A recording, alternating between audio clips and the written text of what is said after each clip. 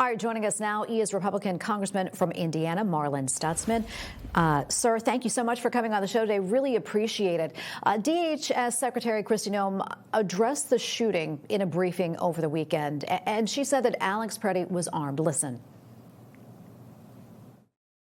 An individual approached U.S. Border Patrol officers with a 9mm semi-automatic handgun. The officers attempted to disarm this individual, but the armed suspect reacted violently. Fearing for his life and for the lives of his fellow officers around him, an agent fired defensive shots. Medics were on the scene immediately and attempted to deliver medical aid to the subject, but he was pronounced dead at the scene. Of course, the investigation will bear out what really happened there. But how do you view the Border Patrol's handling of the situation so far? Well, good morning, Tracy.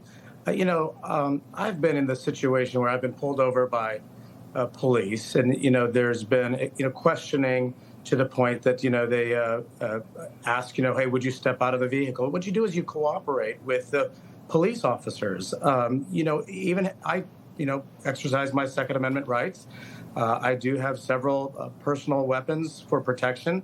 And whenever I'm pulled over by a police officer and asked any questions, I tell them, you know what, I just want you to let you know that I do have a weapon. It's in the proper place in the vehicle.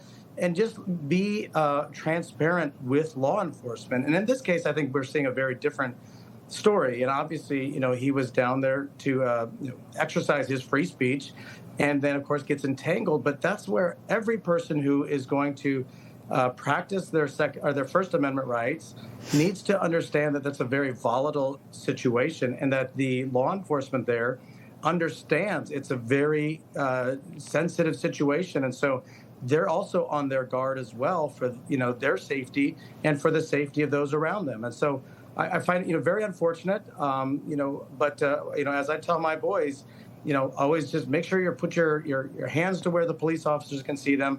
Let them know that you're not there to cause trouble, and bad things like this won't happen. So I think it's a very unfortunate situation for both sides.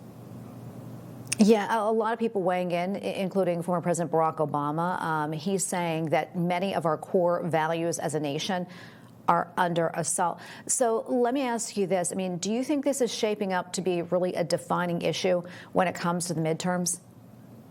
Well, it will. But, I'll tell you, Tracy, those of us in Indiana, we cooperate with law enforcement. We have a governor that follows the law. And frankly, I think what we've seen over the past several years with Minnesota is that it's a little bit of the wild, wild west. We have a governor there that's not enforcing the law. We have sanctuary cities that are basically sticking the finger in the eye of our president and those of us who elected our president for the reasons that we want to make sure that our country is safe, and that the border is secure, and that the illegals that are here that need to be deported are deported. And instead, it feels like Minnesota is saying to the rest of us as a country that they're not going to cooperate. They're going to safeguard these criminals, that they're going to be a sanctuary city for those who are here illegally. And that, ICE is now doing their job, and they're going to not only stand in front of them, but they're going to also irritate and agitate and cause the trouble that we're starting to see. And I find it very unfortunate that Governor Walz, who I served with in Congress, is actually allowing this to happen in his state. Yeah, and we heard from Madison Sheehan a little earlier in the show, and she was saying, look, the situation in Minnesota is a lot different than in other states when ICE has operations. So, you just got to take a look at the situation, what's going on there in Minnesota for sure.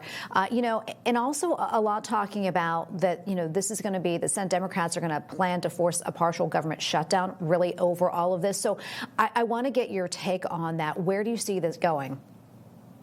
Well, I find it very unfortunate that Democrats are considering a shutdown, because the funding bill that we just passed this last week actually gives ICE, gives Homeland Security agents more tools. It gives them, more training. It gives them body cameras, so that way we can see what's happening in circumstances like this. It's actually, giving the tools needed to those that we're asking to go after the bad guys. And again, I think that what we're seeing is just there's a difference between the Republican Party and the Democrat Party. The Republican Party stands for law and order. I was very impressed with Madison's comments earlier. And, I'm just actually across the state line from where she's running, and know that, the area there is very similar to the area that I represent, and that we want to make sure that Americans are safe, that we can go home at night, and that our children, can go to bed and not be concerned.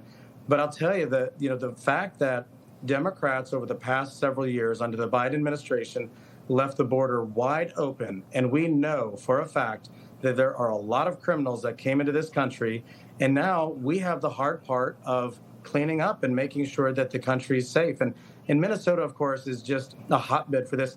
And, the fact that there's billions and billions of dollars of fraud that we know of that's happened in Minnesota, that has to be addressed. And it feels like this is part of that whole, scheme where the Democrat governor and the Democrat mayor in Minnesota are trying to protect their backside and saying, you know what, you're going to come after us. We're going to use the media and try to portray a story that is not what it's all about.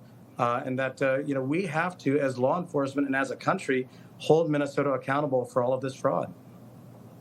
Yeah, very important point that you just made. I was going to ask you about that letter that you wrote to the president about affordable housing, but we're out of time, so we're going to have you back on to talk about that a little bit more. Congressman Stutzman, pleasure to be with you. Thank you so much.